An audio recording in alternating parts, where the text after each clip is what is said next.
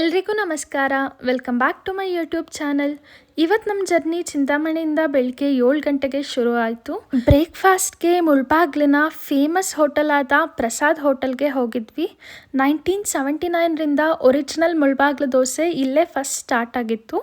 ನಾವು ಮುಳ್ಬಾಗ್ಲು ಸ್ಪೆಷಲ್ ಮಸಾಲೆ ದೋಸೆ, ತಟ್ಟೆ ಇಡ್ಲಿ, ಕಡಲೆಬೇಳೆ ವಡೆ, ಚಿತ್ರಾನ್ನ ಇದೆಲ್ಲ ಟ್ರೈ ಮಾಡಿದ್ವಿ. ಟೇಸ್ಟ್ ಅಂತೂ ಸೂಪರ್ ಆಗಿತ್ತು. ಹಾಗೆ ತುಂಬ ಕ್ಲೀನಾಗಿ ಹೈಜಿನಿಕ್ಕಾಗಿ ಮಾಡ್ತಾರೆ. ಜೊತೆಗೆ ಅಲ್ಲಿನ ಹೋಮ್ ಮೇಡ್ ಚಕ್ಲಿ, ತಿರುಪ್ತಿ ವಡೆ ಮತ್ತು ಮಾವಿನಕಾಯಿ ಉಪ್ಪಿನಕಾಯಿ ಕೂಡ ತೊಗೊಂಡ್ವಿ. ಅಲ್ಲಿಂದ ಜರ್ನಿ ಮುಂದುವರಿಸಿ ವಂಡಲೂರು ತಲುಪ್ತೀವಿ.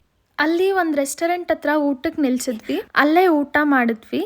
ಹಾನೆಸ್ಟ್ ರಿವ್ಯೂ ಹೇಳಬೇಕಂದ್ರೆ ಅಲ್ಲಿನ ಫುಡ್ ಅಷ್ಟೇನೂ ಇಷ್ಟ ಆಗಲಿಲ್ಲ.